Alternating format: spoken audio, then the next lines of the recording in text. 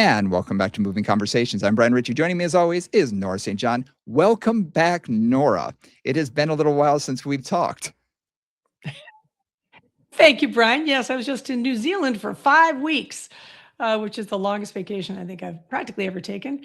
And it was great. It was beautiful. It's an amazing country. I spent a lot of time looking at sheep and cows and a lot of hiking. And nothing there is flat. So it was really nice to get some hills ups and some hills down, and just amazing. Really, really beautiful country. That's awesome. That's awesome. That's definitely one of the places on my list that I've wanted to go to. I keep hearing amazing things. So it's like, okay, that's definitely on the list. It's on the list. So I'll have to. Well worth a visit. Yeah, I'll have to poke you a little bit when the time comes down the road. Before we get started today, I wanted to remind everybody, please do us a favor, hit that like and subscribe button. Every like, every comment, every repost, we really appreciate it. Helps us out enormously in the algorithms. We were literally just talking about that before we hit record today. We can't figure this algorithm stuff out, but it does help every time you do that. So we really appreciate every single one of you for hitting that subscribe button and the like button. And so now that we're back, we thought it might be interesting to take a look at a couple of things that last week I was at a fitness conference here in Washington, D.C. And every time we have these fitness conferences, it's always interesting to sort of look at what's the latest, greatest, newest, trendiest, thing out there. And I thought, why don't we take a look at the past a little bit and maybe even to a look into the future and try and figure out, okay, what trends have stood the test of time? What's come and gone? Yeah. Do you remember way back when at these things? So, I mean, I just thought it'd be interesting to look at and just see where we go.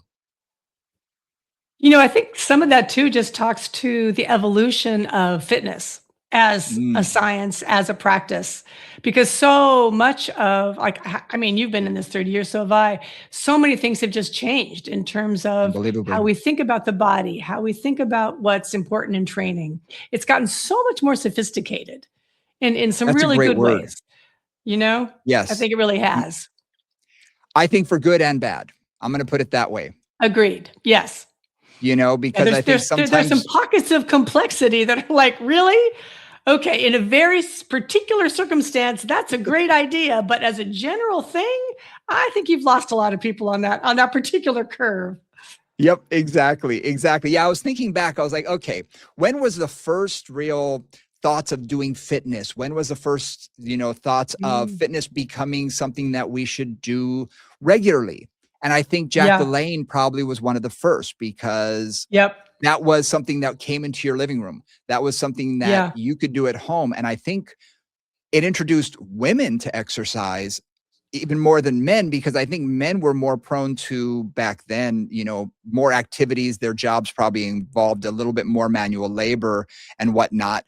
But I think the fact that it was on television, and it's okay to get people to move. It's okay to get women to move and to do these things. And I think that was sort of a starting point for a lot of people way back when. Well, going back that far, the other thing too is men did sports. Exactly. Women did not do sports. Okay. This was not okay for women. Tennis for the rich. Tennis was about tennis it for the rich, really maybe golfing and dancing. Yeah. Kind of those were the things that were acceptable. Ice skating, sort of the more female-oriented sports, but nothing like. I was just in New Zealand, so there was no women's rugby team. Oh, interesting. Until fairly recently. Oh, until recently. Okay. Yeah. Yeah. There was now, but I'm certainly there wasn't in 30 years ago, 40 years ago. I don't think that was the thing. One thing that I say just to address that particular point is it wasn't until 1972 that women were allowed to compete in the Boston Marathon. Yeah. Because before that, they thought it would ruin their reproductive organs. Okay, so just like putting women's fitness in context, that was really the first time when they said, hey, women need to be active too. And of course, this is all from a Western perspective. Things are quite different in other parts of the world. So we are talking from an American lens and a Western perspective here. And if you think about it, that was probably the first mass thing that we could do was jogging as a Yes. culture. Right. Right. You had sort of the muscle beachish sort of thing that you saw in magazines occasionally, and you had, that sort of real subsect, but it was a very small subsect for the weightlifting, bodybuilding, sort of thing for Olympics or whatnot. But running and jogging was probably the very first thing where people were doing something active and you could do it on a regular basis because really all you needed was shoes. And you could go out Shoes in and, a place. yeah, if you had a Yeah. place where you could run, it really didn't require much more than that. And I still hear from people, Yeah. now that say, why can't we get back to that? Why do I have to belong to a gym? I can just buy a pair of shoes and go walking and running. I say, yes, you can. And you should, absolutely. I highly recommend that. Do it. But if Go you're not do it. going to, maybe we'll find something that you would like to do in more of a gym or, studio environment. But was the first sort of thing that was really popularized, And it and I brings up that think whole yeah, go on. Sorry. I'm interrupting no, I you. was just thinking, what was his name? Jim Flick. There was someone who wrote a famous running book. Someone's gonna hit us up in the comments and say, and he actually died of a heart attack, funnily enough. But he was one of the first that really wrote a book on, how good jogging was, how good running was. And it became a national bestseller. And here was this, person saying, you should get out and run. You should get out and jog. And people started taking it up. And I think that's where some of the shoe companies probably were like, people are doing this. Maybe we should make shoes for this. And then we have, sort of the invention of this real sneaker that's not just a tennis shoe or a basketball shoe or a court shoe. It's more made for, getting out there and actually lasting while you're trying to run. Right. So interesting. So this also gets to, I mean, even a bigger trend, which is the trend to people having more sedentary time, more sedentary jobs, doing less physical activity in their daily life. And Joseph Pilates talked about this in Return to Life, all the time. He said, our modern cities, people aren't moving, they're sitting all the time, and they should be doing more activity. And then it was, what is the accessibility of that? And again, running is super accessible. You put on your shoes, you walk out your door, you go for a run, you come back, you're done. And that really changed the idea of fitness being fitness as opposed to your daily life making you physically active. Like farm strong or whatever. That there's a really big change in terms of people's mentality that we should work out.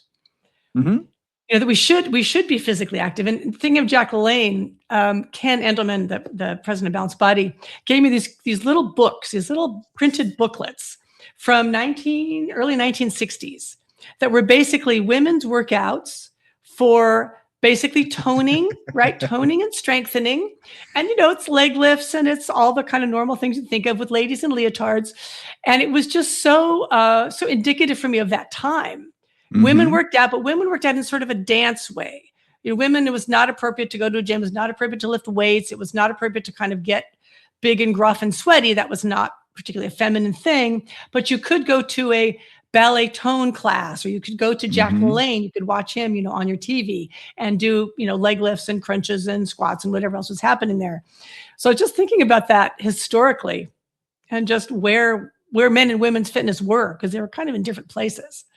Well, I think one of the biggest influences, or I'm going to say one of the first influencers after Jack LaLanne would probably be Jane Fonda. Absolutely. Absolutely. She was the beginning She changed. That video changed Yep. how women really were able to, take health and fitness into their homes and do things.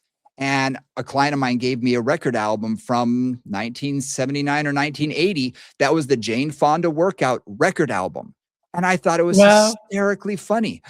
But that really was a cultural change for the fitness environment. Huge, because women were suddenly doing fitness, which really had not happened in any big cultural way before that. I mean, women were maybe doing it, but it wasn't like, they really weren't doing it in a way that the world was familiar with, or in a Mhm. way that had that cultural symbolism. Jane Fonda was like an absolute icon at Mhm. that point. Everybody had heard of Jane Fonda. She was Yep. the name in women's fitness. She was the only name for at that time. You had She the was Jane it. Fonda workout, and it was one Yep. videotape. Back when you had to buy videotapes, there was no rentals, Right. you had to buy it. Right. Yes. But it became something where a a person could buy this, do this at home, feel that sense of health, vitality, feel better about themselves, that they're doing something for themselves, and it's someone that they've seen on television who always had a great physique, who was Exactly. always sort of the epitome of what men wanted, so a Yep. lot of people were like, "Oh, that's what I should be doing. That's what she Yep. does."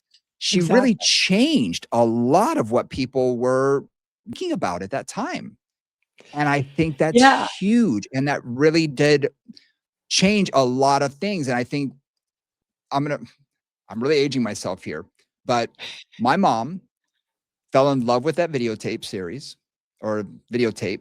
She became one of the first aerobic instructors in Hawaii. Our little town of Kailua had, I think it was called Body by Janice, was it opened up, and there's only Janice was the only one who was teaching aerobics, and my mom became a disciple, immediately. I got to do this. And began teaching aerobics. And I remember I was actually on the floor helping her stretch because she had to become more flexible and helping her stretch. And I got to be fairly flexible because she was making me do it with her. And then she started her own dance company and eventually got into the fitness field, very strongly in Hawaii. But I remember sort of that infancy of these classes and jazzercise. Yep. And this was way before step. And then it was called low impact aerobics and high impact aerobics. And it was huge. I think men basically still, if we wanted to exercise, we had to go to a gym and Mhm. lift with Nautilus equipment. I remember there were Nautilus gyms at the time, Yep. but women had to go to these aerobics classes. And that was a big change in our industry. And just to put that in context, because you were just at an IDEA conference, Mhm. right? What does IDEA stand for? International Dance and Exercise Edu Association. Exactly. So, Dance, because that came out of all that jazzercise 100%. and all that choreography-based, dance-based fitness for women. That's really where Mhm. it started.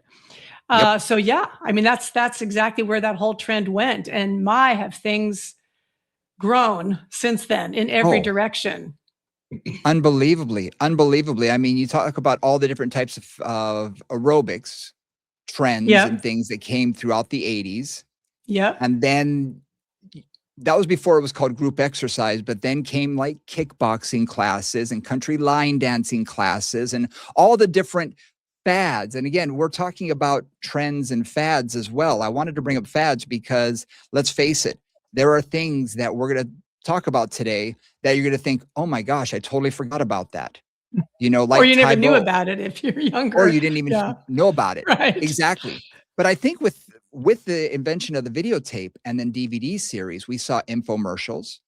Mhm. Remember Susan Powter was there teaching you how to eat very little fat, and Richard Simmons became Yep. huge in the selling his sweating to the whatevers, all Yep. the different things.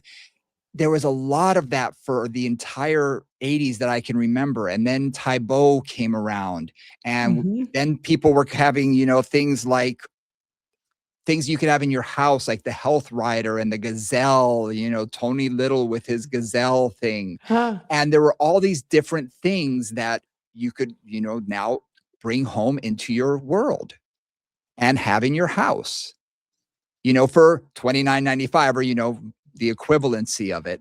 Yep. And that, we're really talking about the world of that infomercial world really bringing a lot of these fads that we see now, we'd say in TikTok land and Yeah. Instagram, Yeah. Into the home. because that's really where we saw all this stuff from.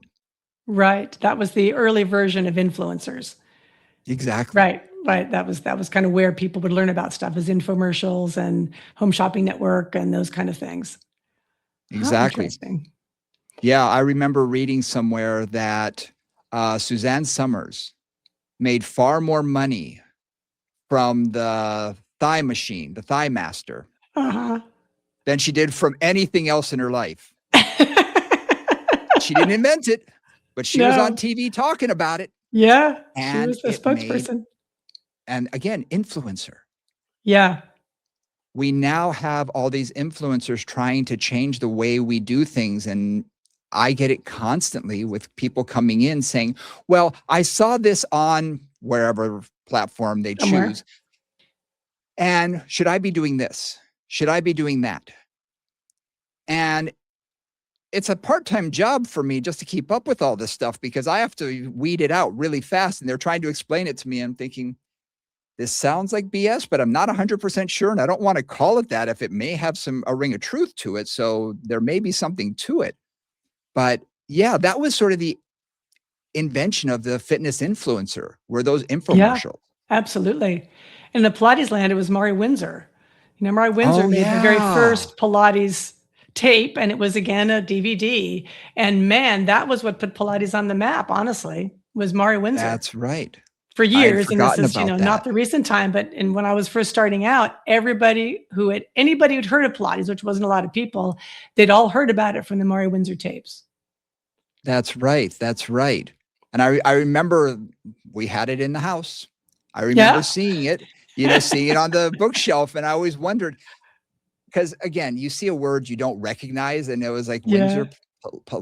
How do you say that word? Pilates plates, Pilots. Yeah. pilots. So and it was one of those. Huh? Okay.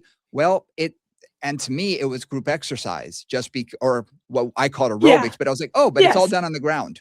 Yeah, So exactly. it's like Jane Fonda. You're lifting your legs and things because I didn't know any better. I wasn't listening. I was just a teenager seeing that kind of stuff and thinking, huh, that's interesting. But yeah, we're talking about not that long ago. If you think about from jogging to today, we're talking 50 years.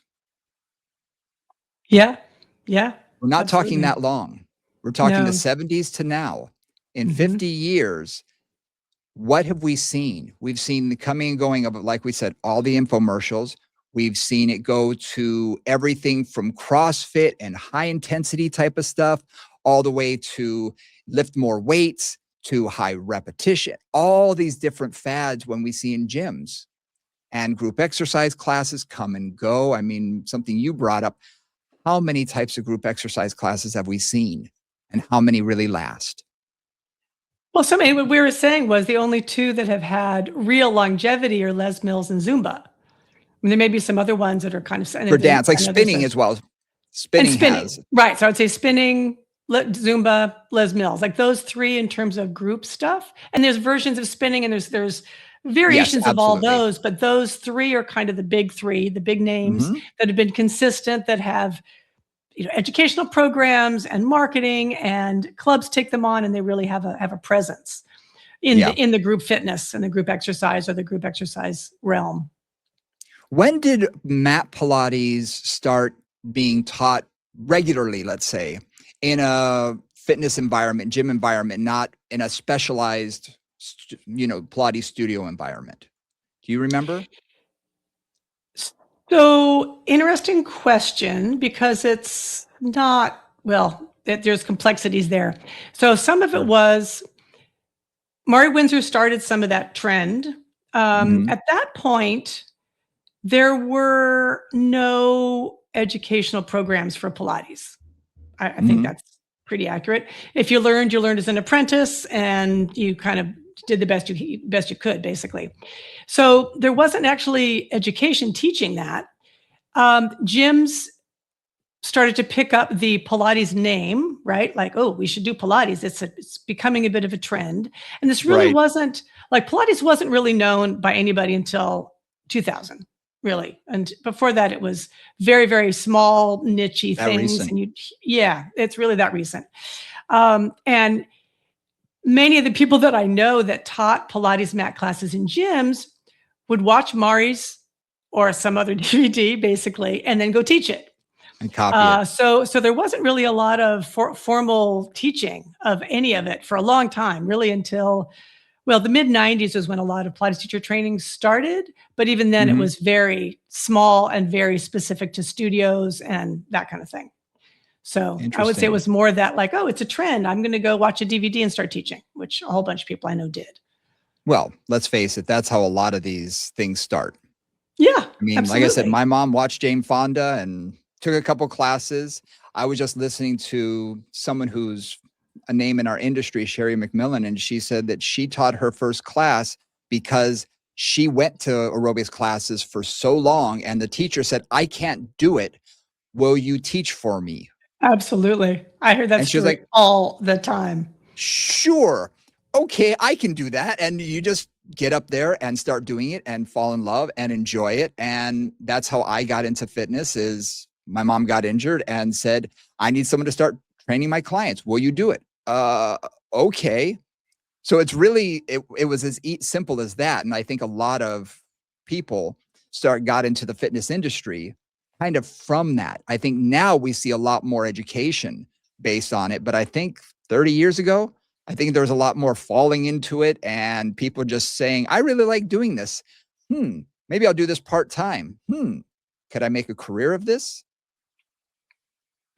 You know? Absolutely. I mean, I can think of so many people that I Yeah. know in my industry, right, in the Pilates industry that started that way.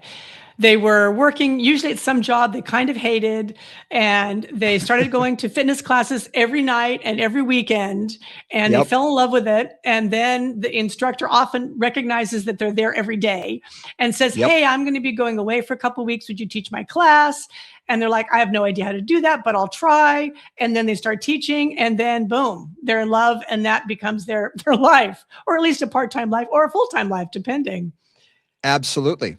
Yeah. Absolutely. And I think for group exercise, it's a little easier because I think a lot of, forgive me, but a lot of women sort of fall into it because they start taking the classes, they're loving it, they're enjoying it. Absolutely. They Yep. start wanting to learn more and take more classes. I mean, I've read this countless times and heard this countless times that Countless. then they begin to teach one class here, one class there. And before long, they've made it sort of a mini career. And it's not something that they've had to hang their hat on as a career at first because it's just extra money, extra income in the family. And it's Right. fantastic. And it keeps them in And shape. And then eventually they're starting to do so well that perhaps they're doing better than their husbands. They've made a huge career out of this. yep. And now it's sort of, "Oh, wow, this can really be a thing." It's also, for those who don't make it a massive career, it's a part-time job. Yeah. You know, it's a part-time job. It's often in the times, when you wouldn't have to be at work because it's an after work or a first thing in the morning or a weekend kind of thing. Yep. And, when I think about women's fitness, I think about it a lot in that context. Is a lot of women who get into fitness, whether it's Pilates or anything else, start out or don't even start out, just stay in a position where it's a part-time gig that they Yeah. really love that they can do 10 hours a week, 5 hours a week, along with whatever their other responsibilities are, either household or work. Yep. And that's been very typical of women's fitness forever and women's fitness professionals.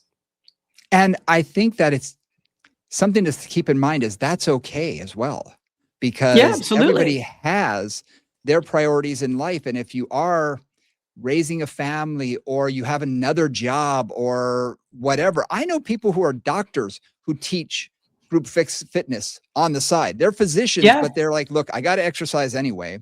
I love yeah, this. So I'm going to teach these 3 classes a week. It keeps me in shape. And it's an appointment that I can't say no to because I've got to be there and people are counting on me." exactly. And yeah, and it's sort of like, "Oh, wow, this is awesome that someone who, you wouldn't think of in that way, but they've made it a secondary career that they love." And if it's a passion for you, there's no reason not to do it. And I know a lot of people, a lot of physical therapists who become personal trainers in their off hours just because, "Look, I enjoy it. And I don't want to have to just always do rehab. I want to actually have fun with people and, let them just exercise." And so it really can be just a fun secondary career opportunity for some people. And I think Absolutely. that I think sometimes we forget about that because you and I have made a career out of this. And a lot of the people that we teach have sort of made a career out of this and have invested a lot. Let's face it, becoming a Pilates instructor, a comprehensive one, that's a huge investment in time, energy, and a lot of money, and the continuing education after that. So a lot of people, they want to do that, but they have to sort of keep up with it, and it becomes more their real career.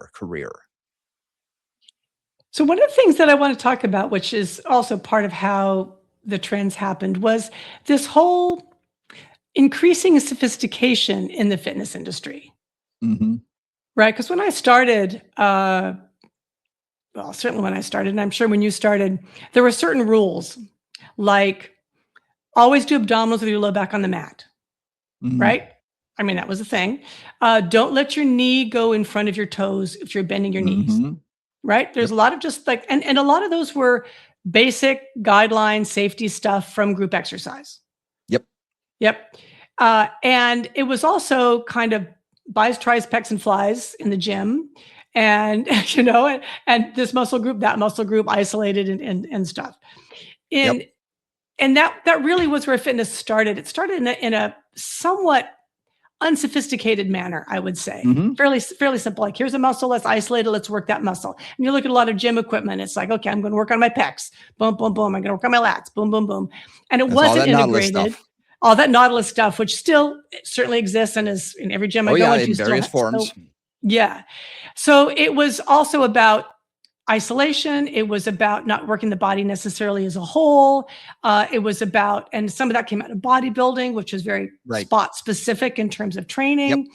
And then this whole other trend came in, and I'll say Pilates is certainly in that, yoga is certainly in that, and a lot of the functional training in personal training came out of that, which is, wait a minute, we can't work the body in isolation anymore.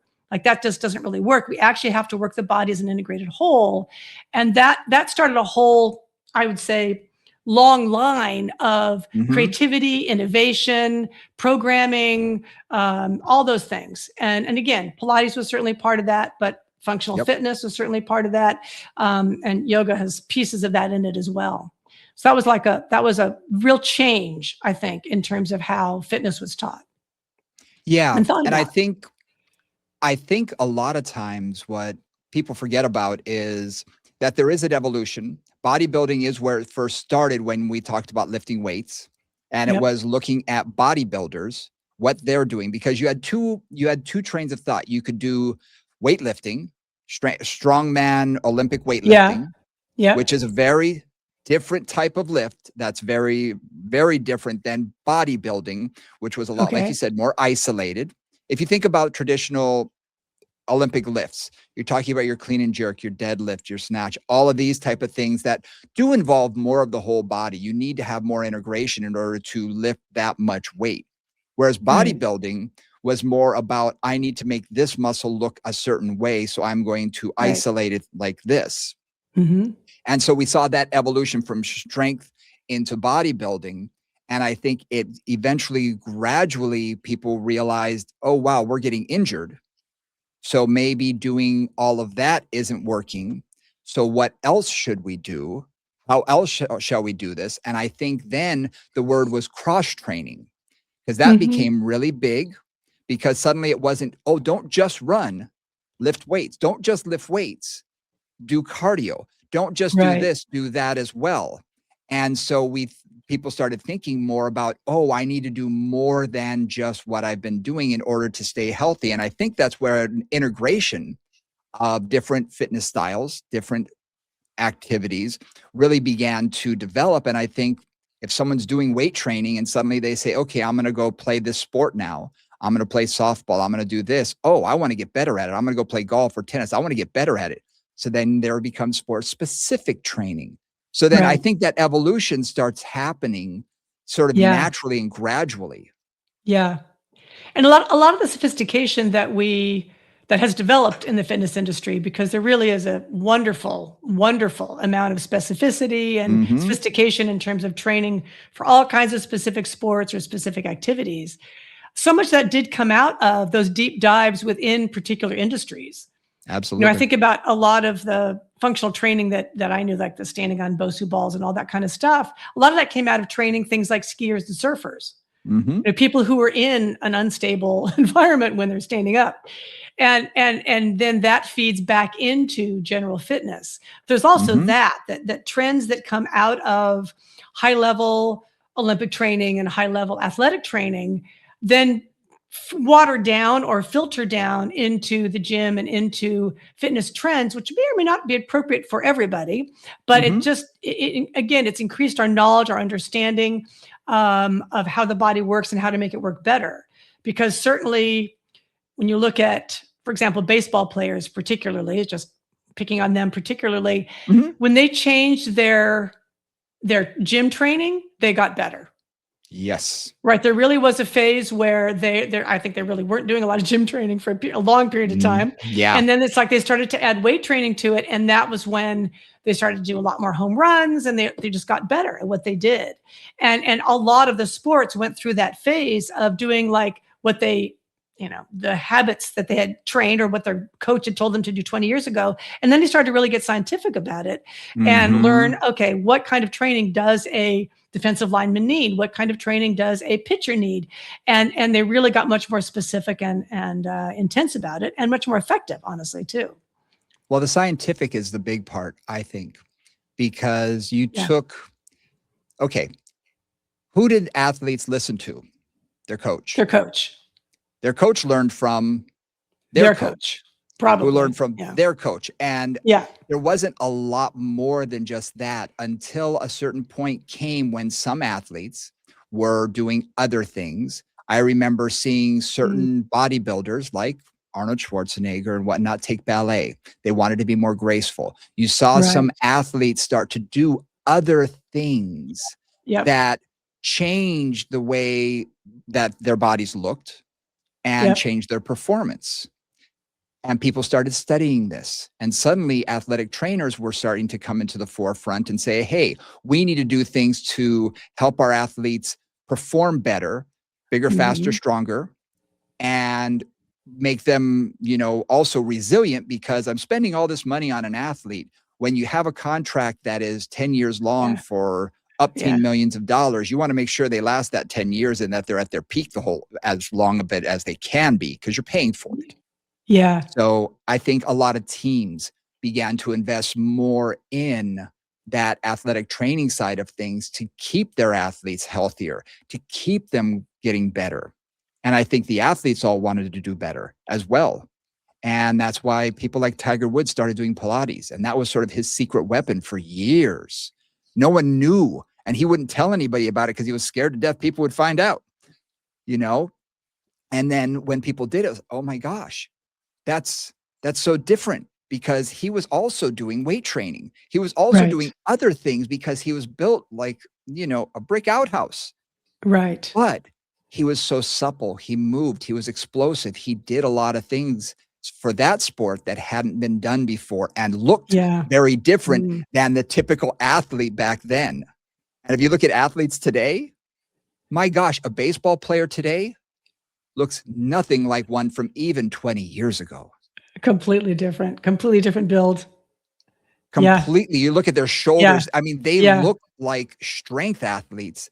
Yes, way they more did not than used to. Even they golfers. really did not used to. Yeah. Yeah. Golfers, tennis players are a lot more chiseled now. Before, they were long and tall and lanky and whatnot. Now they're chiseled. They look like Adonises, and you're thinking, my gosh, how, why? But they're faster, stronger. They hit the ball a whole lot better, and they're accurate with power, with speed and precision. And some of them last a lot longer in their career. Absolutely. I mean, we were just talking about the Olympics and just talking about some of the skiers who've now been doing this for a long time, for decades, and are still at the very, very high level of performance. And that's also, again, to your point, if you're paying $1 million for an athlete for every week that they work, you want them to be working. And that really changed things a lot too, is that creating resilience in your athletes and creating long-term care. A good friend of mine, Anna Hartman, has done a lot of work with professional athletes forever. She's a PT and Pilates instructor and all kinds of other things. And one things that she was really responsible for was keeping athletes going during the off season. And she worked with some of the big professional training gyms to do that. So she would really like say, okay, so, you've got a knee thing or something, or you've got a shoulder that's niggling for you. Let's work on that. And then let's really develop a program that will allow that to get stronger enough during your off season so that you can then tolerate, a full season of work. And that was really one of her big specialties. And that's the thing, right? It's like, how do I keep you going? Yeah. Yeah. And that, unlike a lot of these other things, is not a trend. That's what we're seeing on more of a regular basis now with our athletes. Yeah. And I think when we talk about tried and true versus a fad, is what is tried and true? And I think you're right. I think it comes down to scientific, explanation. There's a reason that you're doing all of this. It's not just go out and beat your body up all the time, but there's a scientific approach to it. And there's more specificity in maybe training for your sport, but also having the other things that you're doing sort of to have that sort of cross-training sort of philosophy. So you're really creating more resiliency in your body because you're doing so many different things. You're not just beating it up with the same repetition over and over and over again. And one of the trends that we've talked about on this podcast, and certainly is talked about a lot, is mobility, right? It's not just looking at strength, which was certainly a thing for a long time, but looking at range of motion, looking at integration. And that's really where, Pilates has come into it a lot. And I think a lot of the top athletes, in fact, at one point, the top 10 highest paid athletes in the world were all doing Pilates. I just happened to do a random search, like who are the top athletes? They're all doing Pilates. And Pilates is not weight training, particularly. It's lightweight training, but it's more integrated, full range of motion, strength and mobility training, right? Because it really works the body in very different ranges of motion than a lot of other activities do. And it works those extreme ranges of motion with support, right? With strength and with resistance. So one of the things that I've always said about Pilates is that it gains strength and coordination or integration in extreme ranges. It's like, which is really what is often needed and not trained in a more traditional gym environment, right? Where you really are like, you're at I'm thinking of feet in straps and you're at an extreme range of motion, but you also have resistance so that you're gaining strength in those extreme ranges of motion. And I know, in safe ways. In safe ways, exactly. In a safe, controlled environment with whatever resistance is appropriate. And so that idea of mobility and integration, like that's why a lot of them also do yoga. It's like, how do you find the mobility along with the strength? Because very often, if you look at particularly, well, not just traditional bodybuilders, but if you look at somebody who's really into bodybuilding, do they move gracefully? Not so much. Not most of the ones that I've seen don't particularly. And again, it's that lack of integration. When I really look at the athletes that I find the most, in some ways the best and the most effective, I look at things like American Ninja Warrior. Right? Those guys are not built like tanks at all. Nope. Yet they have the coordination and the strength to do incredibly challenging physical things. With the whole body, where the whole body is necessary and the integration is necessary to achieve the activity. So it's interesting. Well, the one thing I'm going to bring this up that I've discovered with my own body, and maybe you have, not sure, but as we've aged, do we get more supple or less supple? Less. Do we move better or worse? Not so much better. And so you take someone who learned how, I'm just going to say golf, for instance, or baseball, who learned how to swing, something at a young age. One-sided, right? Like basically fairly unilateral, not unilateral, but one-sided, asymmetrical exercise. Yeah.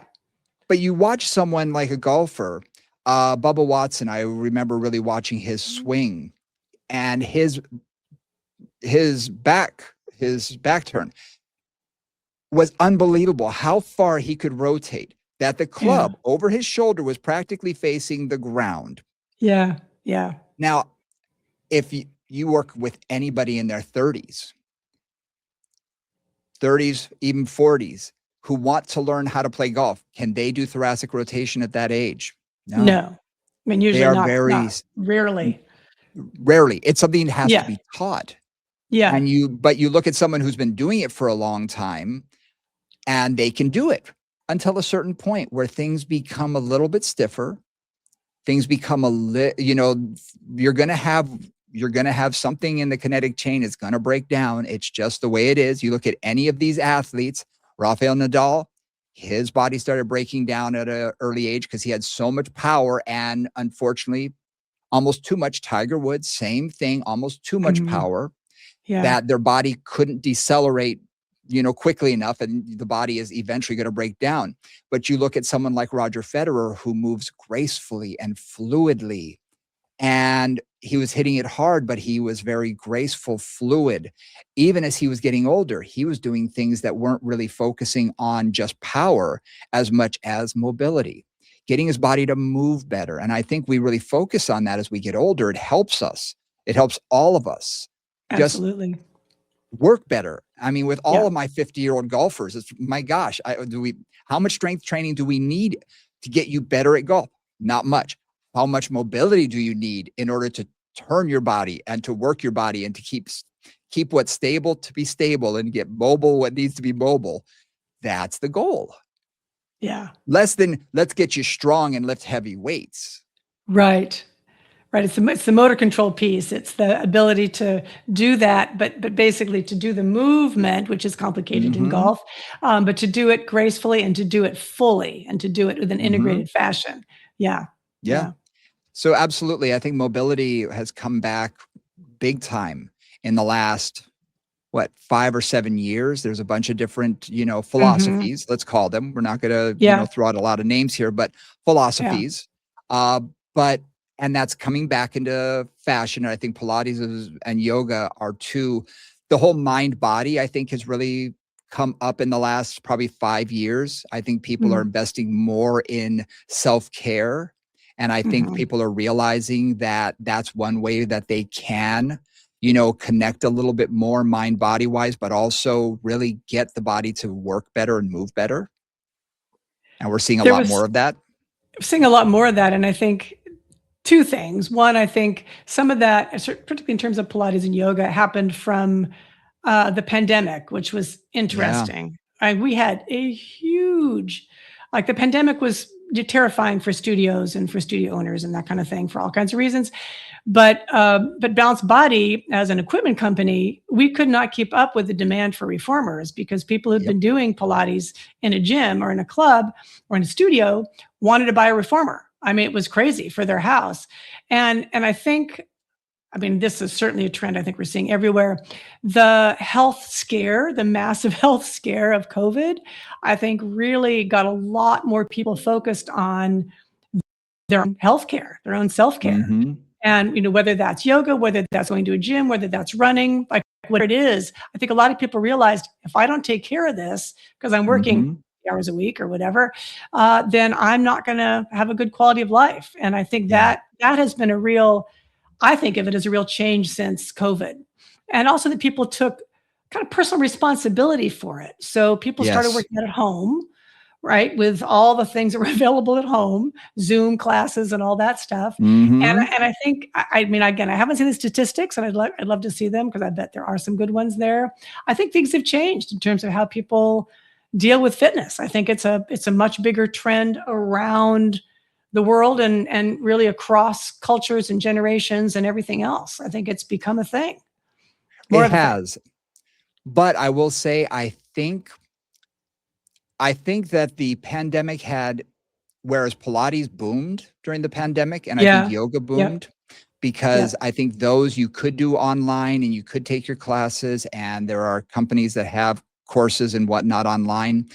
I think those were a lot easier. Yeah. Let's take a look at the things that didn't survive after the pandemic. Your Pelotons, you Right. know, They came and went. they came and went. They were huge, and now you can buy a Peloton bike, online, used for pennies on the dollar. Uh, Mhm. a lot of the I'm not gonna call it AI because it wasn't AI yet, but those in-house weightlifting things that you put on the wall, like Mirror, and there were a couple of different companies Yeah. that were basically cable machines that had a Yeah. screen and you followed Right. along. And it Right. was very generic. I had a number of Yeah. clients buy them, and I said, "Hey, look, if it gets you to move better, feel free." I didn't lose a Yeah. single one of them to the machine, not a Right. single one, because it was the same thing over and over again. And even if you have a different Right. instructor, you're still limited as to what you can do with whatever piece of equipment you have. And I think Yes. that's what happened with Peloton. And I think even Apple Fitness is going through some of that. They have a lot of different Mm. things that they're, and if it gets people to move, I think it's wonderful. But I think there is still that limitation because Pilates studios are busier than ever. Gyms. Mhm. I go into gyms all over and they are packed. They are busy. And it's not just time of year. Interesting. They're Right, very and they busy. haven't so they've come back because the pandemic They just destroyed that whole industry for it was they have come terrifying how back. many gyms closed. Okay, good. Yeah. So Yeah. I think that there's that side of it. I think that what the pandemic did bring was technology. And I think we're seeing more things like wearable technologies, whether it be a watch or a ring or a whatever. I remember heart rate monitors when those first came out. Oh my gosh, you could track one thing, your heart rate, and that was awesome. Right. You Yeah. remember that? But Yes. now you can track all sorts of things, your sleep and this and that. And I think those wearable technologies has gotten people into moving.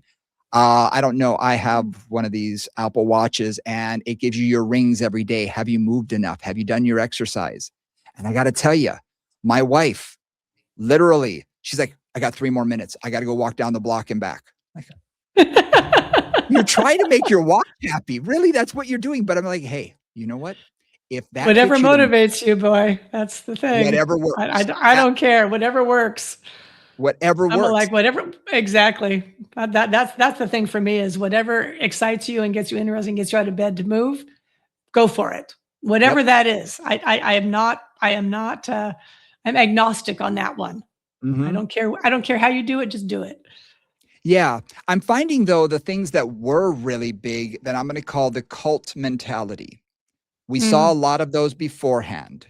You know, we yep. had our CrossFits, we had Soul Cycle, and these things still exist, but they're not as strong or as popular and in the forefront of people's minds like they once were. They're still around. They're still around. Right. We Right. had things like the obstacle courses. Remember those? Those were really, really big, Tough Mudders and Spartan races. Yeah.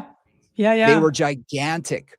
Uh, Again, do they still exist? I'm sure somewhere that there are still some, but they're not as prolific as they once were. I remember they were Uh-huh. huge for about 10 years. They were gigantic. And I think that mentality has shifted a little bit. And will it come back? I'm sure in some way, shape, or form there's going to be because we see that sort of mentality in our group exercise classes. You know, same people come every single time. You've talked about it. You know, the same people come to your reformer class each week. So you still have that, but I don't think it's as intense, maybe, or maybe it's just not as I don't know. We're not seeing it as much in those realms. Maybe it's not as corporate branded as it once was. That's just interesting how those trends come and go. And certainly in fitness, those things really do have such lifespans. I mean, Mhm. Peloton was a short lifespan. It was about a 3-year lifespan. Whoop, boom, Real short. right? It really died fast, which is funny because it's a good piece of equipment and it's actually a good Mhm. program. Mhm. But again, like I think as soon as people could leave the house, they're like, I want to get the heck out of the house and ride my bike outside. If I'm riding my bike, I might as well be outside. Exactly. Um, but like the Tough Mudder and the CrossFit, there's also things which I find are very appealing for different. Sometimes I think about it as your fitness lifespan, you know, and like when you're young and you're energetic, like you want something kind of tough and kind of like Mhm. macho, or can. And whether that's as a dancer, dancing 20 hours a week and whatever, or whether it's doing Tough Mudders, or whether it's doing multiple marathons in a year, whatever it Boot is. camp And then classes. yeah, all that, right? Like, ooh, I Yep. want to sweat, I want to work, I want to I want to feel it. And that's a phase. And that's also mentality, right? For a lot of people in terms of fitness. And that's great. That, in my experience, there's some people who can tolerate doing that for long periods of time, some Yeah. bodies. And this is just my experience with so many CrossFit people. Yep. So many of my clients who are like, oh, I'm going to go try CrossFit. And then they come back 3 months later with a bad shoulder or a knee or something, right? Not Oh, yeah. everybody can tolerate that kind of toughness. Like, just not everybody is that tough. It just isn't. And bodies break down under certain loads, depending on how well they're trained and what their mechanics are like and all that. So there's also just that, like, how can I do something that can last me for a long time? Well, what can I do for an extended period of time? And that's where I think a moderate gym program, like I go and I do my things and I do my cardio, whatever that is, and I lift weights 3 times a week, like something sustainable. And that's where I think Pilates has come and gone and come and gone. Pilates is sustainable. I've had clients who are 93, right? And they could do a workout till then. I had clients for 15 years when I was in a studio the whole time. And so there's some things that people can do as a foundation, right? A fitness foundation that doesn't lead to injury recovery, right? It doesn't lead to that kind of cycle, but it's just something like, I do this, my body feels good, I can keep doing this, I'm going to keep going. And that's certainly a trend as people have now aged. And as people age, they're going like my generation, because I'm in that getting there. It's like, wait a minute, I want to have the same quality of life as long as I possibly can. I want to be as active as I possibly can be as long as possible. And that means you have to find fitness that is sustainable and non-injury producing. 100%. Right. Yes. So all those things. And that's been a real trend, because my grandma, I think my grandmother, who was born in 1897, so a long time ago, she bought her first pair of pants, stretchy pants, for basically a fitness class at her facility when she was 87. Right? Fitness was not a thing in that generation. Nope. They were like, okay, I'm not good. It's not what they did. Yeah. So, I think expectations comes a lot with that too. I think when you're young, vanity has a lot to play in exercise. I see it right now. I'm going to say the biggest trend that I see in gyms right now is bridging. And there are new machines like you wouldn't believe, where you can super load over your pelvis to do hip thrusts. And we're talking 300 to 400 pound hip thrusts in a bridge with their shoulders on something. And now there's special machines for it. And I see it all the time. And it's because women and men want better backsides. And again, the gym I'm going to has a lot more younger people. So it's interesting. I'm watching this and I'm thinking, okay, I understand the reasoning for this. Yeah. And whether they've got impressive backsides or not, they're all doing it. And I think, okay, that's their expectation of the outcome of that, is to have a better backside. Fantastic. I think the expectation as you get into your 40s and your 50s is much different than when you're in your 20s. And I think for us, I still want to look good. I still lift for vanity's sake to a certain degree, but I also do a ton of stuff for resiliency, much more for that. My son that I train with, I could see him just roll his eyes, because the first 15 minutes I'm doing specific core work, and it's almost all Pilates based, and it's all about mobility. It's all about getting my body to move better, because I know I'm going to have to do the exercises that he's doing, with the weights in a little bit. So I got to prepare my body to make sure I can do that. And I'm not pushing it like I used to weight wise. I'm taking it a lot easier. But yeah, it's like, okay, I got to prepare for this. Whereas he can just jump in and go for it. It's like, do your planking. You keep doing all that. I'll be with you in 10 minutes, 15 minutes. But I think those expectations change as we get older. And those people who were doing all those races and CrossFit and everything, as we get older, we realize, you know what? I just want my body to feel better, look better, last longer, so that I can do more. And as I get older, still do whatever I want to do. Look at you. You guys just went on this 5-week adventure. And you guys, from everything I saw from Facebook, you were moving nonstop. I was exhausted watching you. There was a lot of driving on tiny roads and a lot of walking. Yeah, and a lot of Yeah. walking, but you guys could do it. And you live an active lifestyle. I'm not saying you're 85 years old, but I do look at my older clients who are older, who now want to continue having that lifestyle because Mhm. either they can afford it now or they can afford the time or whatever, but they want to stay active. And I think having those changes in expectations changes the thought of doing the latest, greatest Instagram-y thing and fitness fad to I need my body to last for the long haul, for whatever I need it to do for the rest of my life, Mhm. and for me to be comfortable with it and not be in constant Yeah. pain.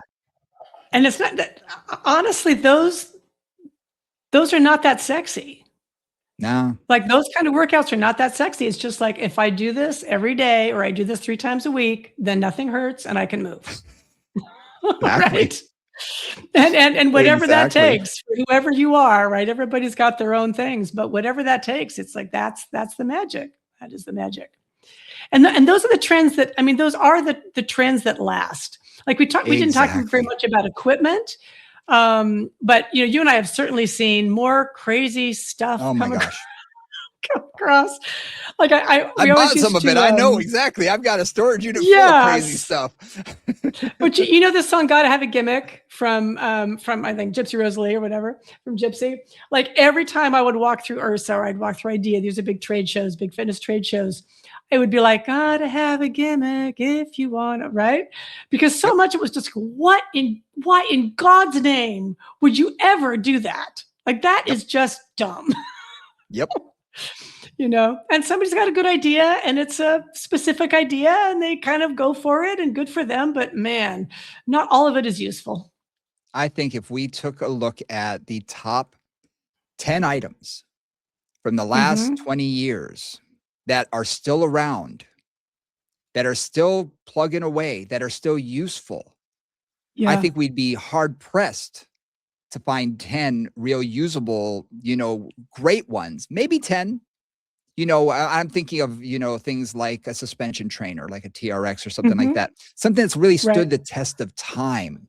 Yeah. There aren't that many out there. A lot come and go. Mm-mm. And I've worked for some of these companies. I mean, you've seen them come and go because you've, Yeah. talked with a I've lot of also them. worked with it. I've worked with a lot Yeah. of inventors. Yeah. And they're great ideas. They're wonderful Hmm. ideas. Whether or not you can sell the idea, whether or not someone's going to accept it, those are two different things. And not everything is a good idea. I've worked with a few different companies in Asia, and I've had to literally tell them this won't work in America. And they're fighting me, and I say, I'm sorry, but I've been at this long enough Yeah. to know it may work here, but in America, it's a different marketplace. And we have different bodies.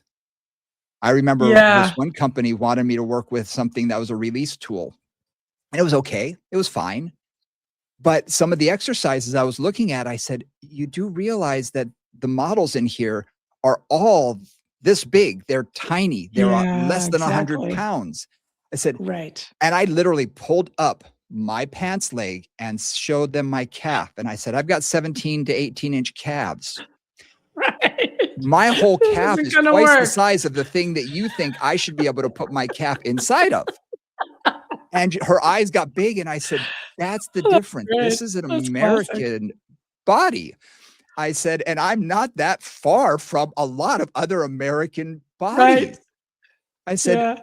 "In Asia, there's a little bit more homogeny. There people are a little bit closer to, similarity in size." I said, "Here, we have a lot of different ethnicities and a Everything. lot of different genetics, and you're gonna see a huge difference." And that's a big thing. And when we're working with some of these companies, breaking it to them is not always an easy thing. And we've seen so many come and go. And it's Well, I very know. few that last a test of time. Yeah. No, I mean, my husband Al was a business development guy at Balanced Body, so he would get all the pitches from everybody with an idea. And oftentimes we'd end up with a pitch and somebody would bring the equipment into the office and I'd take a look at it or whatever. And it was always like, I understand where somebody's coming from, but they're often very much coming from their particular perspective. Mm-hmm. Like for you, this works for my clients because they're all 100-pound Asian women. Like they can all fit in this. This is no problem because that's who I'm seeing. That's who I'm working with. Or my particular goal as a fitness person is X. So I have this toy that does X. And it's often very limited, very narrow, and just not generically there. And it was always funny to break that to them, like, good luck. Like, it's a good idea. Don't think it's going to work here. Good luck. Anyway. All right, my dear. So we've covered a lot. We didn't cover the future. We didn't cover the future. So we did not cover the future. We can talk about that. We can talk about the future. Yeah, exactly. Yeah. And maybe, you know what? Maybe we can break down sort of in the last 20 years, what are the top 10 things that we think are things that have stood the test of time and are worth continuing to utilize. Maybe that'd be an interesting topic for future discussion. But for today, I think that's all the time we have. So I'm going to say, please do us a favor, like and subscribe. We really appreciate it. You can always reach out to us at movingconvos@gmail.com is the best way. You can hit us on Instagram through the DMs. That's fine. Moving Convos on Instagram is also a great place to get in touch with us. But email is usually the easiest. So another week has passed. For Nora St. John, I'm BrianRichey. We'll see y'all next week. Bye, guys.